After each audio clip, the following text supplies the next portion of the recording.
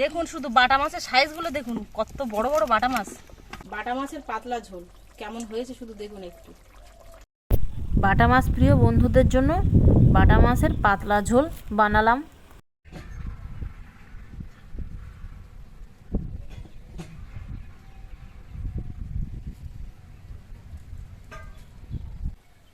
নমস্কার বন্ধুরা, সুপ্রিয়া কিচেনে আবার আপনাদের সবাইকে স্বাগত জানাই। বন্ধুরা দেখুন, আজকে পুকুরে নেমেছি, আজকে পুকুর থেকে মাছ ধরে রান্না করব। তো এখন গরমের সময় তো, আর যেরকম গরম পড়ছে সেরকম তো রৌদ্র। পুকুরে জল শুকিয়ে দেখুন কতটুকু হয়ে গেছে। এতটুকু জলে মাছ থাকে তবু আছে। এখন দেখা যাক, জাল ফেলে দেখি কি মাছ পড়ে। তো আপনারা পুরো ভিডিওটা প্রথমের থেকে শেষ পর্যন্ত দেখবেন আমার সঙ্গে থেকে।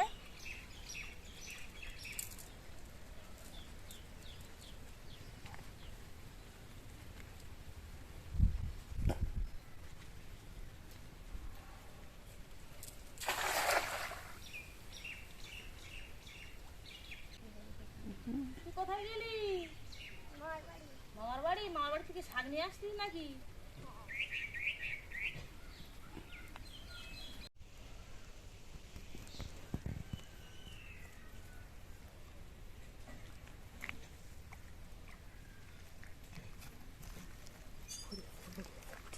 ও বাবা,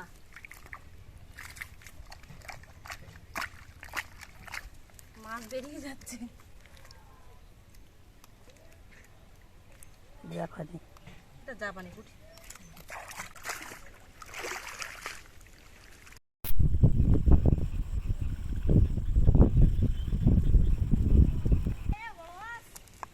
না রে, বড় মাছ না রে, মাছ জাপানি পুঁটি ভালো লাগবে না, ছেড়ে দিই। বলো মা।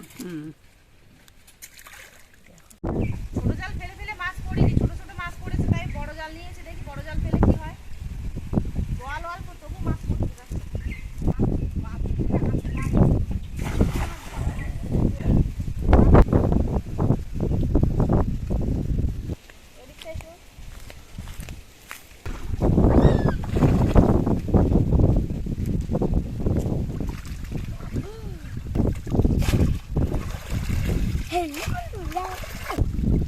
ছোট জালে মাছ পড়েনি, বড় জাল ফেলার সঙ্গে সঙ্গে দেখুন মাছ পড়েছে।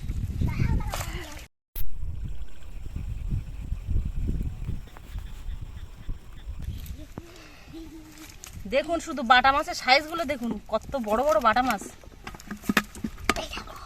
এই বালতিটা সরা। মাছ চলে যাবে তখন বুঝবা। দাও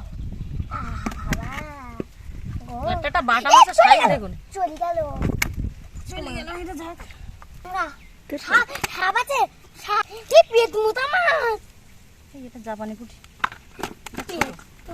ছেড়ে দে। পেট আজ দাও না, আমি খেলা করবো। যা মাছ হয়েছে এতেই হয়ে যাবে, এর থেকে আর বেশি লাগবে না। আর একবার ফেলবো, আর ফেলতে হবে না, ওই তো অনেকটা মাছ হয়েছে।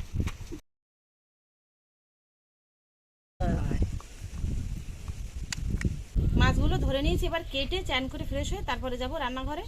থাকবেন আপনারা আমার সাথে, যাবেন না কিন্তু। মাছ কেটে নিয়ে রান্নাঘরে চলে এসেছি, এবার রান্নাটা করে নেব।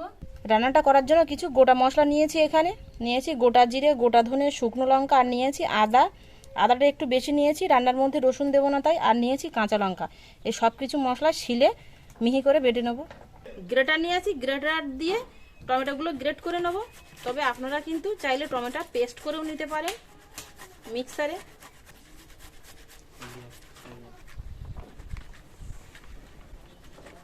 টমেটোগুলো সব গ্রেট করে নিয়েছি। একটা টমেটো অনেকটা হয়েছে। সব কিছু মশলা আমি বেটে গ্রেট করে গুছিয়ে নিয়েছি। এবার রান্নাটা করে নেব। উনুনটা ধরিয়ে কড়া বসিয়ে দেবো রান্নার জন্য। মাছটা ধুয়ে ভালো করে মুছে নিয়েছি মাছের জলটা। এবার এর মধ্যে লবণ, হলুদ গুঁড়ো আর দিয়ে দেবো সর্ষের তেল। সব কিছু দিয়ে মাছটা ভালো করে মাখিয়ে নেব। কড়া গরম হয়ে গেছে, মাছ ভাজার জন্য কড়ায় সর্ষের তেল দিয়ে দেবো। তেল গরম হয়ে গেছে, এবার মাছগুলো দিয়ে ভেজে নেব।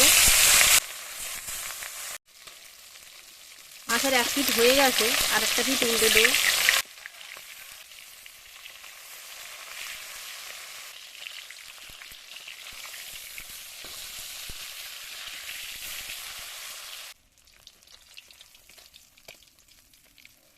মাছগুলো এরকম লাল করে ভেজে নিয়েছি, এবার তুলে নেব।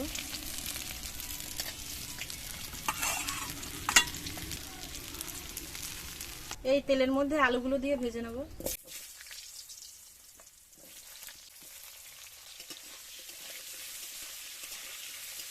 দিয়ে দেবো একটু লবণ, হলুদ গুঁড়ো, একটু লাল করে ভেজে নেবো আলুগুলো। আলুগুলো ঠিক এরকমই লাল করে ভেজে নিয়েছি, এবার তুলে নেব।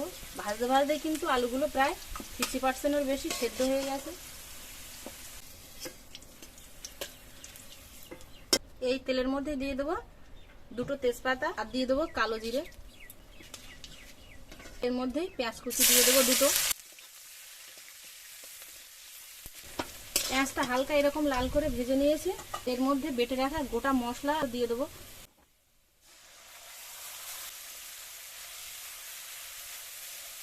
বাটি ধুয়ে অল্প একটু জল দিয়ে দেবো। দিয়ে দেবো লবণ, হলুদ গুঁড়ো, দিয়ে দেবো কালারের জন্য 1/2 চামচ কাশ্মীরি লঙ্কার গুঁড়ো। মশলাটা খানিকক্ষণ কষিয়ে নেব। মশলাটা খানিকক্ষণ কষিয়ে নিয়েছি, দেখুন মশলা থেকে এই যে তেল ছাড়তে শুরু হয়েছে, আর মশলার কাঁচা গন্ধটাও কিন্তু আর ছাড়ছে না। এবার এর মধ্যে গ্রেট করে রাখা টমেটো দিয়ে দেবো।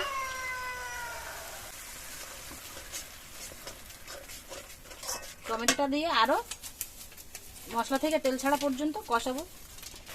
মশলা থেকে দেখুন তেলটা ছেড়ে দিয়েছে আর সুন্দর একটা গন্ধ ছাড়ছে। মশলাটা ভালো মতো কষানো হয়ে গেছে, এবার এর মধ্যে জল দিয়ে দেবো।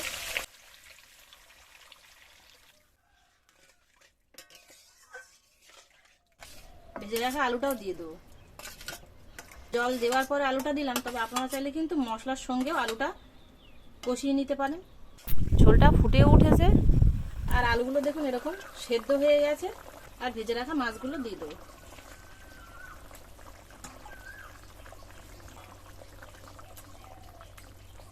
ফুট দেখেই বোঝা যাচ্ছে যে সামান্য একটু লবণ কম হবে, তাই একটু লবণ দিয়ে দেবো। বাটা মাছের পাতলা ঝোল কেমন হয়েছে শুধু দেখুন একটু। মাছগুলো কিন্তু সেইভাবে আস্তে আস্তে এরকম হালকা ঝোল রেখেই নামিয়ে নেবো। রান্নাটা হয়ে গেছে।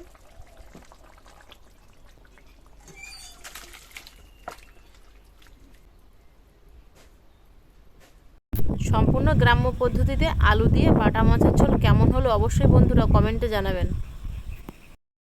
আর এত গরমে মাকে আর ডাকবো না খেতে, মার এমনি প্রেশারটা উঠেছে, আর এত গরমে আর এই পেপারের নিচে আর ডাকবো না। তো এতক্ষণ আমার সঙ্গে থাকার জন্য আপনাদের অনেক অনেক ধন্যবাদ। আবারও দেখা হচ্ছে আপনাদের সাথে পরের নতুন কোনো রেসিপিতে। ততক্ষণ আপনারা সবাই ভালো থাকবেন, সুস্থ থাকবেন।